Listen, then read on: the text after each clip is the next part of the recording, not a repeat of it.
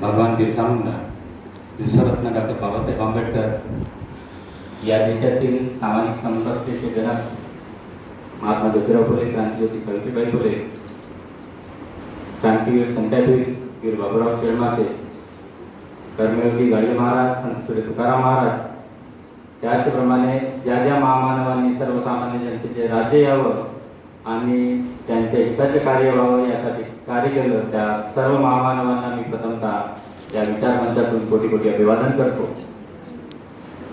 बिंजानी नगर महाविद्यालयाच्या वतीनं 2 दिवसीय लिगेसी ऑफ बिरसा मुंडा या विषयावरती 2 दिवसीय सेमिनारचे आयोजन करण्यात आलेलं आहे.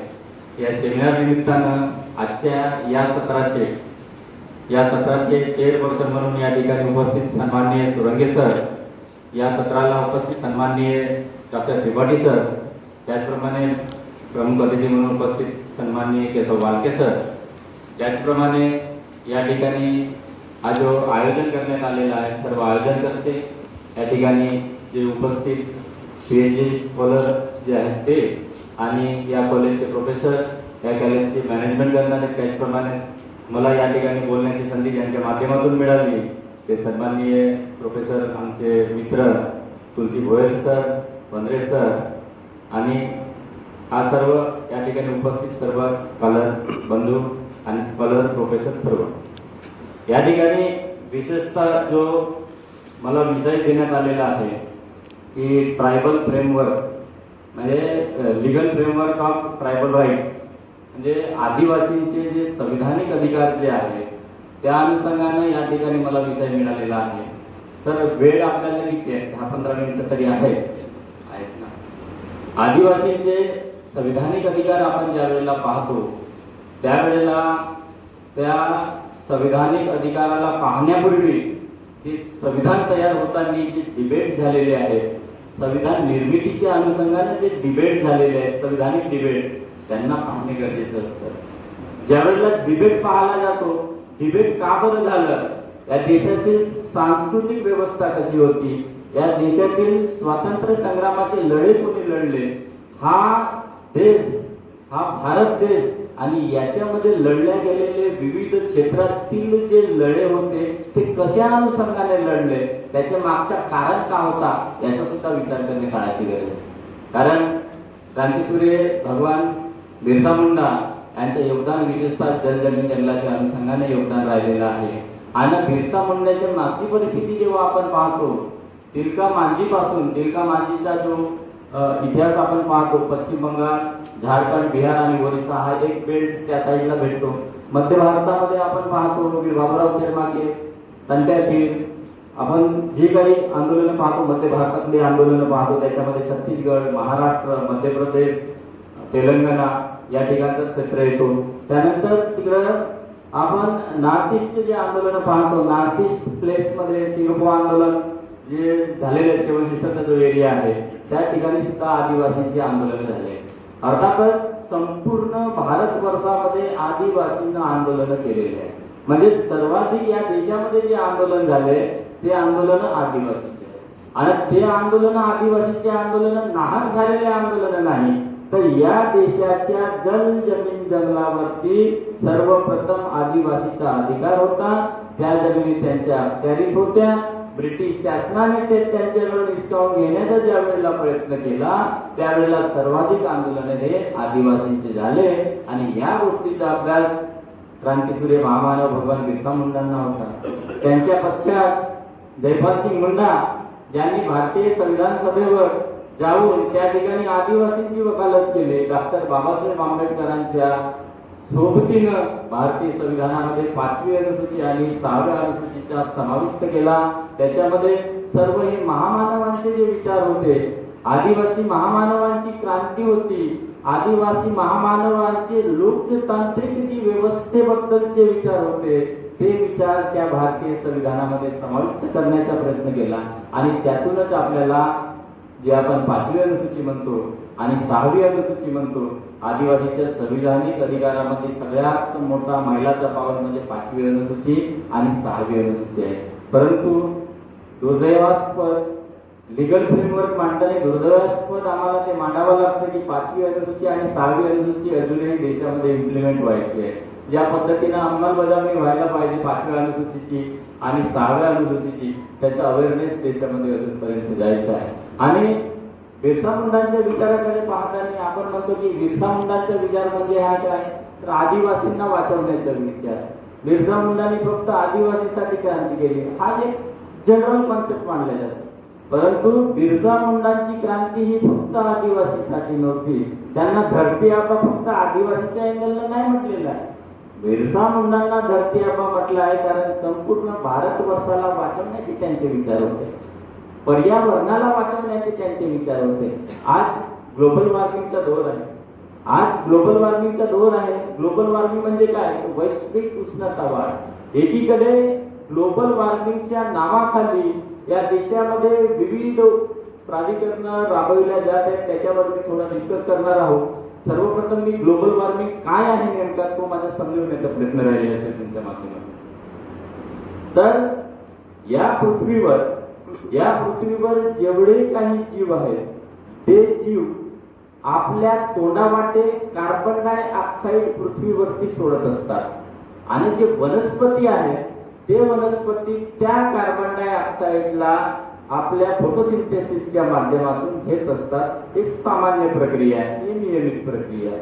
आणि या ठिकाणी जो कार्बन डाय ऑक्साईड जीवांच्या माध्यमातून, माणसांच्या माध्यमातून, जनावरांच्या माध्यमातून जो कार्बन डाय ऑक्साईड बाहेर फेकला जातो त्याला शोषण करण्याचे काम या ठिकाणचे वनस्पती करतात. आता या देशामध्ये ज्या वेळेला इंडस्ट्रियल सेक्टर डेव्हलप झाले, सीएफसी क्लोरोफ्लोरोकार्बन या ठिकाणी जो जेव्हा रिलीज झाला, कार्बन डायऑक्साईड रिलीज झाला, पेट्रोलियमवर चालणारे जे वाहन त्यांचा जो धूर निर्माण झाला आणि ती कार्बन डायऑक्साईडची लेवल इथल्या वातावरणामध्ये निर्माण झाली आणि या ठिकाणी उष्णता वाढली आणि समुद्रातला बर्फ आज वितळायला लागलेला आहे. समुद्राचा बर्फ आज वितळायला लागलेला आहे. 1880 पासून 2020च्या या कालावधीमध्ये जवळपास सरासरी 1 डिग्री सेल्सिअसनं टेम्परेचर वाढलेलं आहे.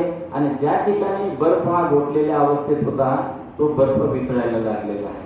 आणि याचा आरोप कोणावरती टाकला जातो, आदिवासींवरती सरसकट. कारण या देशामध्ये जेवढे काही प्राधिकरण या देशामध्ये निर्माण होतात ते सर्व आदिवासी क्षेत्रामध्ये निर्माण होतात. आता या ठिकाणी सगळे स्कॉलर आहेत. माझा एक साधा प्रश्न आहे आदिवासी कल्चरच्या अनुषंगाने आणि मी तो कल्चर सुद्धा तुमच्या समोर मांडणार आहे. आता मागच्या वर्षाच्या सर्वेमध्ये आमच्याकडे असं आला होता की भारतामध्ये 53 व्याघ्र प्रकल्प होते. भारताच्या व्याघ्र पॉलिसीनुसार मागच्या वर्षीच्या सर्वेमध्ये भारतामध्ये 53 व्याघ्र प्रकल्प होते.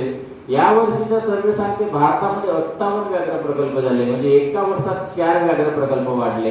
आणि ते कुठं वाढले हो, ते प्रकल्प कुठं वाढले? एकीकडे सांगताना आपण म्हणजे पॉलिसी मेकर इथं असल्यामुळे मी पॉलिसी मेकरला माझी रिक्वेस्ट आहे की पॉलिसी बनते कशी, म्हणजे या देशामध्ये पर्यावरणाला आदिवासीने वाचवलं. ट्रायबल या देशामध्ये असल्यामुळे टायगर सेव्ह आहेत. तुम्ही जंगलाचं उदाहरण पाहा ना, जंगल कुठं आहे? तुम्ही इव्हन राजस्थानमध्ये जेव्हा आपण जातो, राजस्थानमध्ये पूर्ण वाढू आहे, रेतीच रेती आहे, पण राजस्थानमध्ये सुद्धा जंगल आहे. तो एरिया डोंगरपूरचा एरिया ज्या ठिकाणी आदिवासी लोक राहतात. म्हणजे आदिवासीला नष्ट करून तुम्ही पर्यावरण टिकवायची संकल्पना करूच शकत नाही. जिथं आदिवासी आहे त्याच ठिकाणी जंगल आहे. आणि ही पॉलिसी बनवत असताना मगाशी आमचे सन्माननीय टोपे साहेबांनी या ठिकाणी मांडला त्या ठिकाणी की लोकसहभाग. तुम्ही ज्या वेळेला व्याघ्र प्रकल्प निर्माण करतानाची पॉलिसी आहे तिथल्या ग्रामसभांना विश्वासात घेऊन त्याच्यानंतर त्या ठिकाणी त्यांच्या 80% लोकांची संमती घेतल्याशिवाय कुठलाही व्याघ्र प्रकल्प त्या ठिकाणी निर्माण केला जाऊ शकत नाही. दुसरी गोष्ट, आदिवासीनं वाघाला आपला देव मानलेला आहे. आदिवासीनं वाघाला हेट नाही केलेला आहे. वाघदेव म्हणून आपण पुसतो, TRTI मध्ये सुद्धा त्या रिसर्चवर काम केलेलं आहे. आदिवासीने त्याचा विरोधच केलेला नाही. मग आदिवासीचा विरोध कुठं आहे? मग आदिवासीचं विस्थापन करून तुम्ही वाघाला इस्टॅब्लिश कसे करू शकता, हा सगळ्यात मोठा प्रश्न. आणि त्याहूनही मोठा प्रश्न आहे बंधूंनो माझ्या, या देशामध्ये जगातील वाघाच्या तुलनेमध्ये 70% वाघ भारतामध्ये आहे. जगातील वाघाच्या तुलनेमध्ये 70% वाघ एकट्या भारतामध्ये आहे आणि जगाच्या वाघाच्या तुलनेमध्ये, जगाच्या लोकसंख्येच्या तुलनेमध्ये आणि जगाच्या क्षेत्रफळाच्या तुलनेमध्ये पहा कन्सेप्ट समजा, जगाच्या वाघांच्या तुलनेमध्ये जो गणित आहे त्याच्यातील 70% वाघ एकट्या भारतामध्ये आहे आणि जगातील क्षेत्रफळाच्या तुलनेमध्ये भारताकडे फक्त 2.42% जमीन आहे. आपल्याकडे जमीन किती आहे? फक्त 2.42. तरी आपल्याकडे वाघ किती आहेत? 70%. तरी तुम्ही वाघाला वाचवायच्या चक्करमध्ये आदिवासीला भगवण्याचा जो गणित केला जातो हा निंदनीय गणित आहे आणि याच्यामुळे आदिवासीचं नुकसान होणार नाही, संपूर्ण समाज व्यवस्थेचा नुकसान होणार आहे. कारण आदिवासी हा सांस्कृतिक जीवन प्रणाली जगतो. आदिवासीनं निसर्गाला आपला देव मानला. आदिवासी हा मोहाच्या झाडाची पूजा करतो. मगाशी कुठला तरी एक कॉन्सेप्ट आला की रूढी परंपरा ह्या चुकीच्या असतील त्या नष्ट व्हायला पाहिजे, पण ज्या चांगल्या असतील त्यांना टिकवून ठेवणे काळाची गरज आहे. भारतीय संविधानानं सुद्धा आदिवासींच्या रूढी परंपरांना विशेष महत्व दिलेलं आहे. आदिवासींमध्ये तुम्ही त्यांना अंधश्रद्धा म्हणून बाजूला टाकू नका. त्या रूढी परंपरेचा थोडासा अभ्यास करायला गेला तर विज्ञाननिष्ठ त्या रूढी परंपरा आहेत. तार्किक आधारावरती बनलेल्या त्या रूढी परंपरा आहेत. विज्ञान नंतर आला, विज्ञानाच्या पूर्वी या देशामध्ये तर्क आहे. तर्काच्या आधारावरती आदिवासीच्या रूढी परंपरा आहे. मी या सेशनच्या अनुषंगानं 2-3 रूढी परंपरा तुमच्या समोर मांडण्याचा माझा प्रयत्न आहे. आदिवासींमध्ये जन्म, मृत्यू आणि विवाह हे 3 महत्वाचे मुद्दे आहेत. माझा टायमिंग आहे ना सर? 5 मिनिटं. 5 मिनिटं आहे. आदिवासींमध्ये जन्म, विवाह आणि मृत्यू ह्या महत्वाच्या घटना आहेत आणि त्या कल्चरच्या घटना आहेत, संस्कृतीच्या घटना आहेत. संस्कृती म्हणजे नेमकं काय? संस्कृती म्हणजे दुसरं काय? जीवन जगण्याची पद्धत म्हणजे संस्कृती. मग जीवन जगण्याचे महत्वाचे टप्पे म्हणजे काय? जन्म, विवाह आणि मृत्यू.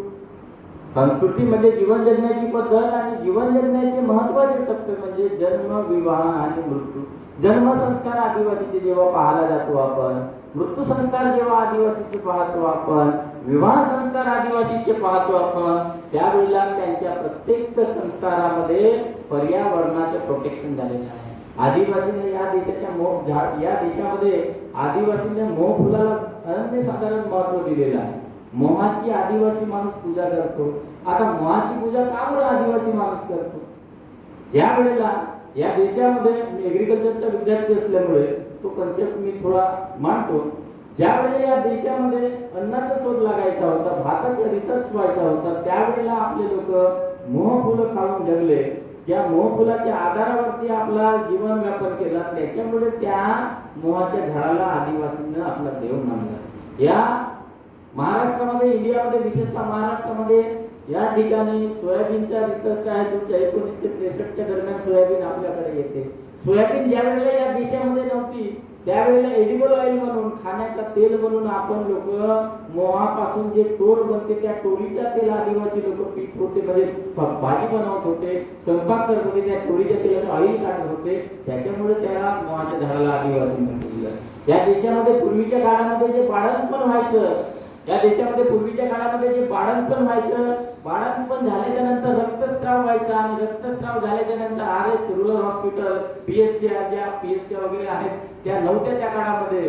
त्या काळामध्ये प्लेन व्यवस्था होती आणि तो रक्तस्राव झाल्याच्या नंतर ती महिला डिलिव्हरी नंतर कमजोर व्हायची. ती स्ट्रॉंग होण्यासाठी तिला आयरनची गरज असायची आणि त्या आयरन देण्यासाठी त्या मोहफुलाच्या राख जे तयार केली जायची, ती मोहफुलाची राख देण्याच्या प्रकार आदिवासी संस्कृतीमध्ये. आता मोहफुलाची राबच का बरं देत? त्याच्यातही एक तर्क जातो. कारण आयरन म्हणजे लोहा, लोह्याच्या प्रमाण, विद्युत बिजली कशावरती पडते? बिजली हे लोहा आकर्षित करून घेते आणि त्या लोहाचं प्रमाण त्या मोहफुलाच्या झाडामध्ये असल्यामुळे सगळ्यात जास्त बिजली, वीज कशावरती पडते? मोहाच्या झाडावरती पडते. हा एक तार्किकता आदिवासीच्या संस्कृतीमध्ये आहे. ज्यावेळेला स्टीलचा रिसर्च नव्हता, स्टील नव्हता, त्यावेळेला त्या मोहफुलाच्या पानांच्या पत्रावळी लावून त्या ठिकाणी जेवण केलं जायचं. असा आदिवासी संस्कृतीचा एक कल्चर आहे. एकीकडे दुसरा एक कन्सेप्ट आहे बंधूंनो, आदिवासीमध्ये जन्मसंस्कारामध्ये दरवाजाच्या समोर टेंभरुणीची काळी, म्हणजे तेंदूपत्ता जो संकलित केला जातो त्या तेंदूपत्त्याची काळी लावण्याचा एक प्रकार आहे आदिवासीमध्ये. आता ग्रामीण भागातून इथं बसल्यापैकी कोणी असतील त्यांना माहित असेल की जन्म झाल्याच्या नंतर 3 दिवसानंतर त्या ठिकाणी टेंभराची काळी लावण्याचा प्रकार आहे. तुम्ही ज्या अँगलला आदिवासींना पाहता, अंधश्रद्धा अंधविश्वास या अँगलला पाहता, त्याला थोडासा तार्किक अँगलला पाहण्याचा प्रयत्न करा. मी हा कॉन्सेप्ट मांडतो, फक्त 2 मिनिटाचा कॉन्सेप्ट आहे. बंधूंनो, जन्म झाल्याच्या नंतर पहा, या पृथ्वी स्थलावरती ज्याचा ज्याचा जन्म झालेला आहे तो जन्म, त्या जन्माला प्रभावित करणारी कंडिशन म्हणजे अमावस्या आणि पौर्णिमा. अमावस्येच्या दिवशी तेवढा मोठा समुद्र आहे, तो समुद्र खाली होतो आणि पौर्णिमेच्या दिवसाला तो समुद्र भरतो. याच आधारावरती अमावस्या पौर्णिमेच्या कालावधीमध्ये बाळांचा जन्म होत असतो. 10 जण बसलेल्यांचा जन्म आपण चेक केला, 10 पैकी 8 लोकांचा जन्म अमावस्या पौर्णिमेच्या कालावधीमध्ये झालेला असतो. त्याच कालावधीमध्ये कीटकाचा सुद्धा जन्म होतो, कारण कीटकशास्त्र हा विषय मी शिकलेला आहो. कीटकांचा जन्म सुद्धा अमावस्या पौर्णिमेच्याच कालावधीमध्ये होतो. ज्या वेळेला बाळाचा जन्म त्या घरी झालेला आहे त्यावेळेला कीटकाचा जन्म होतो. कीटकामध्ये एक प्रवृत्ती असते. कीटकामध्ये प्रवृत्ती कशी, नराचा काम फक्त समागमाचा असतो. समागम झाल्याच्या नंतर नर ऑटोमॅटिक मरून जातो. मादीचं काम हा फक्त अंडी घालण्याचा असतो. अंडी घालल्याच्या नंतर मादी सुद्धा त्या ठिकाणी मरून जातो. आता बाळाचा जन्म आतमध्ये झालेला आहे, कीटकाचा सुद्धा जन्म होणार आहे. कीटकाची मादी त्या ठिकाणातून एंट्री करून त्या बाळावर गलतीनं अंड्याची कोट सोडल्याच्या नंतर अंडी घातल्याच्या नंतर मादी बी मरून गेली. मादी मेल्याच्या नंतर ते अंडी डेव्हलप होऊन त्या बाळाला इन्फेक्शन नाही व्हायला पाहिजे त्याच्याकरिता ते टेंभुर्णीची काडी त्या दरवाज्यावरील लावण्याचा एक आपल्याकडे गणित आहे, आपल्याकडे तो जुगाड आहे. त्या जुगाडाला लोक काही प्रश्न आले. मग लोकांनी विचारलं, टेंभराचीच काडी का बरं लावली, दुसऱ्या काड्या का बरं लावल्या नाही? कृषी संस्कृतीमध्ये मगाशी एक विषय आला होता, आदिवासींनी कृषीचा शोध लावला. त्याच्या पुढे जाऊन त्याला जोडतो, आदिवासीने तर लावलाच लावला. आदिवासीच्या मातृसत्ताक व्यवस्थेने कृषी संस्कृतीचा शोध लावलेला आहे. कृषीमध्ये सुद्धा तेंदूपत्त्याची काडी लावण्याचा प्रघात आदिवासींमध्ये होता, कारण त्या तेंदूपत्त्याच्या काडीमध्ये विशिष्ट प्रकारचा रसायन असतो. ती काडी जेव्हा आपण टाकतो विस्तवामध्ये तेव्हा ते तिक आवाज येतो. सरपणाकरिता ती काडी वापरल्या जात नाही आणि त्याच्यामुळे त्या काडीनं इन्सेक्ट मध्ये, कीटकांमध्ये रेजिस्टंट पॉवर तयार होतो आणि त्या रेजिस्टंट पॉवरमुळे तो कीटक आतमध्ये जाऊन एंट्री करणार नाही आणि त्या बाळाला इन्फेक्शन होणार नाही. हा यामागचा सगळ्यात मोठा गणित आहे.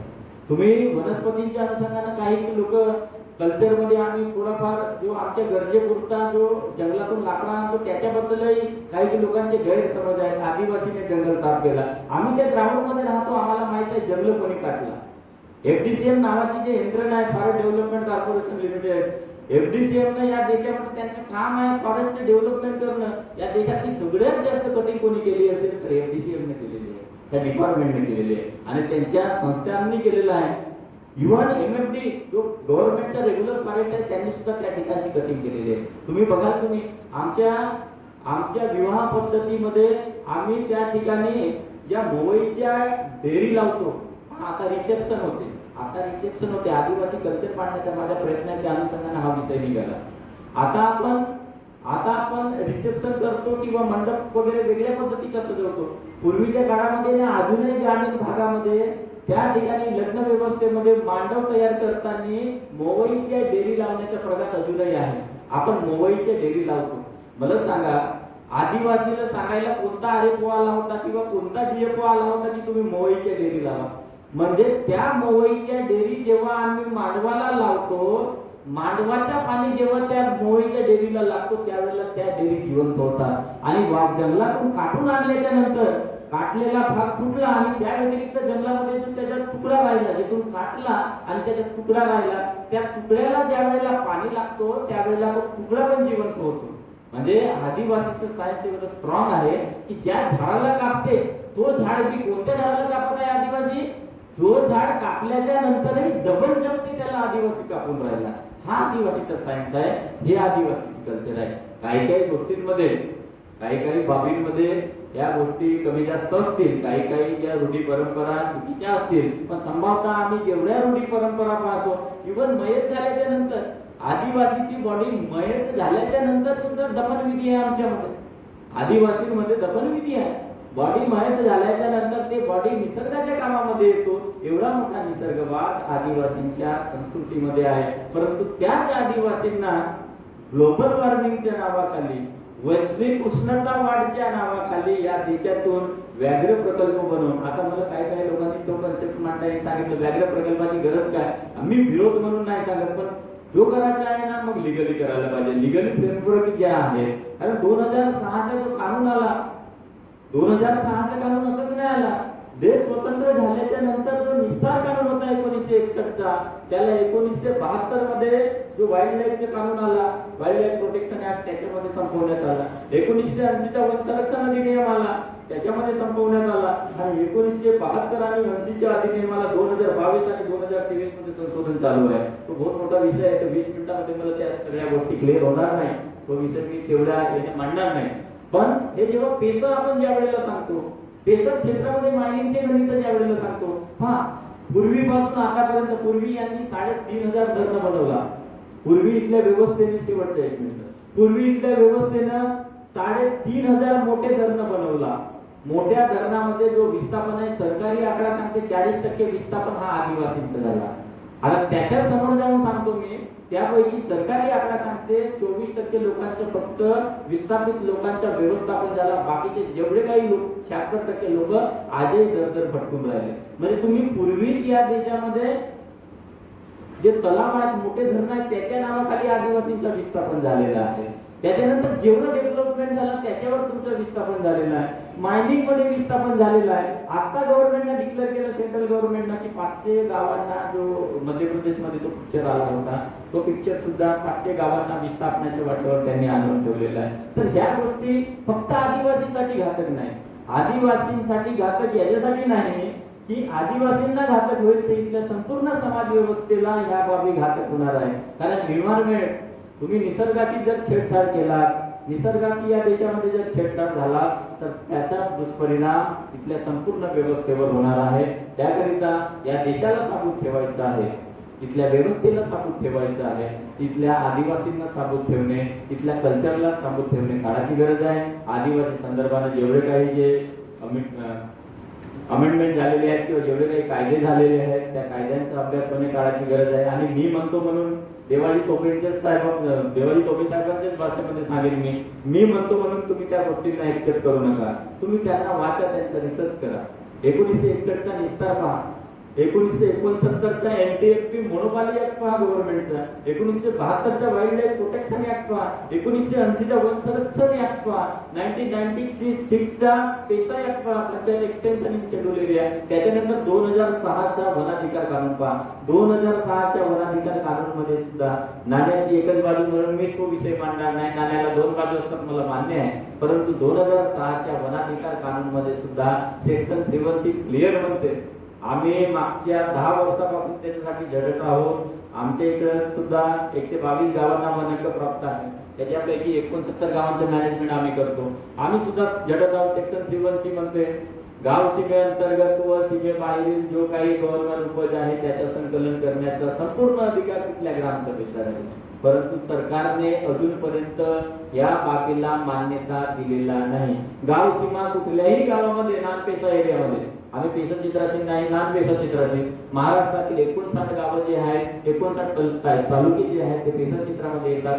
त्या व्यतिरिक्त नॉन पेसा चित्रातील जे गावं आहेत त्याच्यामध्ये आम्ही लोक येतो. आणि या देशामध्ये जो CFRचा जो गणित आहे, त्या CFR मध्ये, कम्युनिटी फॉरेस्ट राईट्स मध्ये आतापर्यंत जवळपास आतापर्यंत 10 ते 15 परिपत्रक निघालेले आहे. पहिला परिपत्रक तिथल्या लोकांना ग्रामसभेला समजत नाही, तर दुसरा परिपत्रक त्या ठिकाणी येऊन जातो. अशा प्रकारची परिस्थिती त्या ठिकाणी निर्माण झालेली आहे. अतिशय उत्कृष्ट असा प्रयत्न बिंजोरी कॉलेजच्या माध्यमातून या ठिकाणी आयोजित करण्यात आलेला होता. आणि या सेशनच्या अनुषंगाने आपण मला या ठिकाणी प्रथमतः बोलण्याची संधी दिली, त्याबद्दल मी प्रथमतः आपणा सर्व व्यवस्थापक मंडळाचे